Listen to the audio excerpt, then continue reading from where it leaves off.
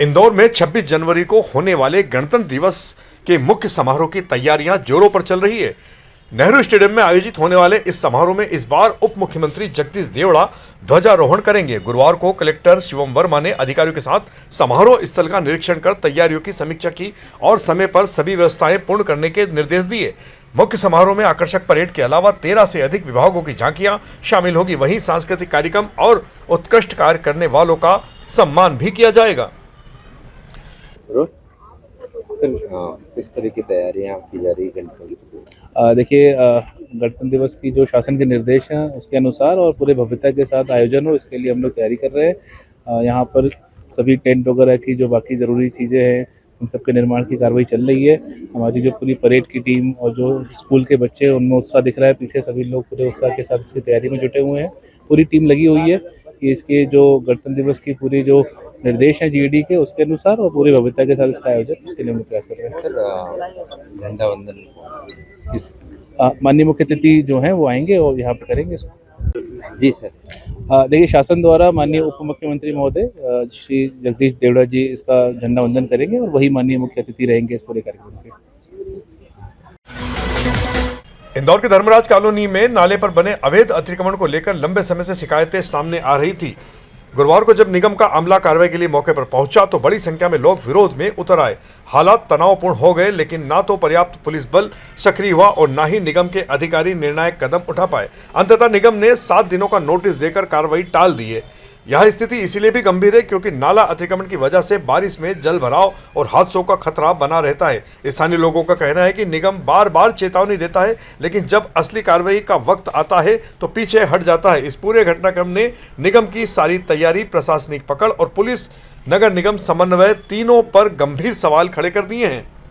मैं 2 साल पहले की बात है। आदमी भी हाँ, मेरे 2 साल हो गए हैं। दूसरे साल में बनना स्टार्ट हुआ है। रजिस्ट्री भी हो चुकी। किससे लिया था ये? शंकर आहुजा से। हमारी रजिस्ट्री भी आवेद कैसी हुई? कार्रवाई रुकने के पीछे तो अभी दूसरी फोकलाइन बताइए। कार्रवाई थोड़ी देर में चालू हो जाएगी और ये जोन 20 के अंदर वार्ड 6 लगता है। यहाँ पे ओझा करके है, उसने नाले के ऊपर कब्जा करके कॉलोनी काट रहा था वो भराव करके, और कुछ लोग उसने यहाँ पे प्लॉट बेच दिए। उसको नोटिस रेगुलर दिए जा रहे थे। उसने अपने कोई दस्तावेज प्रस्तुत नहीं करे। जो मकान बन रहे हैं वो भी इलीगल बन रहे हैं, उसके कोई परमिशन किसी तरीके है नहीं यहाँ पे। और जो रिटेनिंग वॉल है वो आधा नाला कवर करके बना लिया गया, उसमें भराव करके वो प्लॉट बेच रहा। तो उस पर भी अब कार्रवाई जो है की जाएगी, उस पर एफआईआर दर्ज कराई जाएगी। ये मकान मैंने हेमंत ओझा जी से लिया हुआ है। कब लिया था ये मकान? 2 साल पहले का सौदा है, 2-2.5 साल पहले का सौदा है। प्लॉट लिया था? हाँ, प्लॉट लिया था और रजिस्ट्री भी इसकी 1 साल पुरानी रजिस्ट्री है। भागीरथपुरा में जल आपूर्ति को लेकर बीते दिनों जो जल संकट सामने आया था, उसके बाद नगर निगम ने व्यवस्था सुधारने के लिए युद्ध स्तर पर काम शुरू कर दिया है। क्षेत्र में पुरानी और क्षतिग्रस्त पाइपलाइनों को हटाकर नई मजबूत लाइनों को डाला जा रहा है ताकि भविष्य में ऐसी स्थिति दोबारा ना बने। गुरुवार को महापौर पुष्पवंत भार्गव ने मौके पर पहुंचकर चल रहे निर्माण कार्यों की वस्तु स्थिति को देखा और साथ ही उन्होंने यहाँ के रहवासियों से चर्चा भी की है। ये भागीरथपुरा में स्थिति बहुत तेज़ी से अब ठीक हो रही है। विशेष रूप से टंकी से जो मेन लाइन का काम हमने शुरू किया था वो अपने अंतिम दौर में है। इसके अलावा जो गलियों के इंटरसेक्शन का काम है वो भी बहुत तेज़ी से आगे बढ़ रहा है और अच्छा काम हो और समय पर होकर पूरे भागीरथपुरा में नर्मदा जी के पानी का सप्लाई शुरू हो, ये पहले दिन से हमारी प्राथमिकता है। 30% हिस्से में अभी नर्मदा जी का पानी सप्लाई हो रहा है। आज हमने दौरा करके काम की प्रगति, विशेष रूप से जो टंकी से मेन लाइन का काम था उसको चेक किया है। बाकी गलियों का काम भी अभी शुरू हुआ है, उसमें थोड़ा समय ज़रूर लगेगा, लेकिन मेन लाइन का काम अपने अंतिम दौर में है और हम सब की एक ही प्राथमिकता है कि स्थिति अब पूर्णतः सामान्य हो। माणिकबाग ब्रिज के नीचे आयोजित संकल्प से समाधान शिविर में सुबह से ही नागरिकों की भीड़ देखने को मिली। नगर निगम के विभिन्न विभागों के अधिकारी मौके पर मौजूद रहे और अलग अलग काउंटरों पर समस्याओं से जुड़े आवेदन लिए गए। महापौर पुष्पवंत भार्गव ने शिविर का निरीक्षण कर अधिकारियों को निर्देश दिए हैं कि वे शिकायतों को टाले नहीं, बल्कि उन शिकायतों का समाधान जल्द से जल्द किया जाए जो नागरिकों के द्वारा अधिकारियों को दी जाती है। देखिए, मध्य प्रदेश के बहुत लोकप्रिय और विशेष रूप से गरीब कल्याण के लिए काम करने वाले हमारे मुख्यमंत्री डॉक्टर मोहन यादव जी ने 12 जनवरी से लेकर 31 मार्च अलग अलग 3 चरणों में गरीब कल्याण, महिलाओं का सम्मान और युवाओं को स्वाभिमान से काम करने का अवसर मिले, इसलिए अलग अलग 100 से ज़्यादा जो योजनाएं हैं वो घर घर तक लोगों को पहुंचाकर उनका पंजीयन हो जाए। जिनका पंजीयन किसी कारण से निरस्त हो गया है तो वो फिर से ठीक हो जाए और रोज़गार के अवसर युवाओं को मिलें। तो जो प्रधानमंत्री स्वनिधि योजना का लाभ है वो दिलाने के लिए हर वार्ड स्तर पर, फिर जोन स्तर पर और फिर शहर स्तर पर कैंप किए जाएंगे। मैं इसके लिए मध्य प्रदेश के मुख्यमंत्री जी का धन्यवाद करता हूं कि सरकार आपके द्वार के भाव से सारी योजनाएं लोगों तक पहुंचाने का ये अभियान है। इंदौर में भी लगातार हर वार्ड में ये कैंप लग रहे हैं।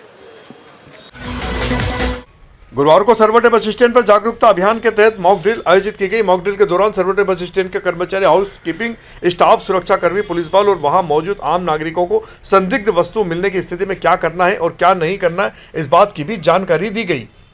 सर, आज मॉक ड्रिल की गई है। वरिष्ठ अधिकारियों के निर्देशानुसार शहर के संवेदनशील एवं महत्वपूर्ण स्थानों की चेकिंग बम डिस्पोजल स्क्वाड द्वारा लगातार की जा रही है। उसी के तारतम्य में आज सरवटे बस स्टैंड पे जागरूकता अभियान के तहत मॉक ड्रिल की गई थी। इस मॉक ड्रिल में सरवटे बस स्टैंड के कर्मचारी, हाउसकीपिंग के कर्मचारी, आम जनता, सुरक्षा स्टाफ, थाने का पुलिस बल और अन्य लोग जो वहाँ उपस्थित थे उन सभी को ये बताया गया कि कोई भी संदिग्ध वस्तु पर मिलने पर क्या कार्रवाई करना चाहिए और क्या कार्रवाई नहीं करना चाहिए। इंदौर में राष्ट्रीय सड़क सुरक्षा जागरूकता माह के तहत गुरुवार को यातायात प्रबंधन पुलिस के द्वारा हेलमेट जागरूकता बाइक रैली का आयोजन किया गया। पुलिस आयुक्त संतोष कुमार सिंह ने रैली को हरी झंडी दिखाकर रवाना किया। इस दौरान उन्होंने नागरिकों से यातायात नियमों का पालन करने की भी अपील की। रैली का नेतृत्व डीसीपी यातायात आनंद कलादगी ने किया। रैली पलासिया से शुरू होकर राजबाड़ा होते हुए पुनः पलासिया पहुंची। रैली में helmet, seat belt, red light पालन, मोबाइल का उपयोग न करने जैसे संदेश दिए गए। रैली में पुलिस अधिकारी, ट्रैफिक प्रहरी, बाइकर्स व आम नागरिक बड़ी संख्या में शामिल हुए।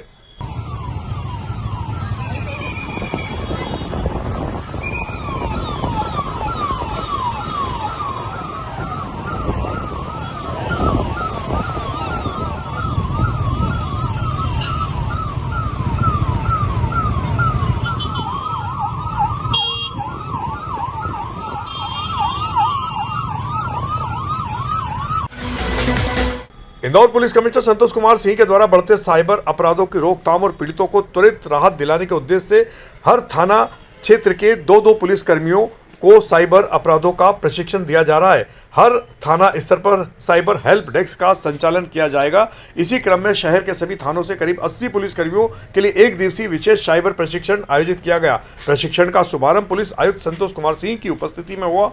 साइबर एक्सपर्ट ने फाइनेंशियल फ्रॉड, ऑनलाइन ठगी, सोशल मीडिया हैकिंग सहित विभिन्न अपराधों पर कार्रवाई की प्रक्रिया समझाई। पुलिस कर्मियों को 1930 हेल्पलाइन व साइबर क्राइम पोर्टल पर शीघ्र शिकायत दर्ज कर राशि फ्रीज करने का विशेष जोर दिया गया। तो यह थी हमारी आज की प्रमुख खबरें। खबरों का सिलसिला आगे भी जारी रहेगा। इंदौर से जुड़ी ताजा और महत्वपूर्ण जानकारियों के लिए आप हमारे दोपहर न्यूज चैनल से लगातार जुड़े रहने के लिए सबसे पहले इसे सब्सक्राइब करें। यदि आपके पास भी कोई महत्वपूर्ण खबर या जानकारी हो तो आप 9827329911 पर संपर्क कर सकते हैं। धन्यवाद।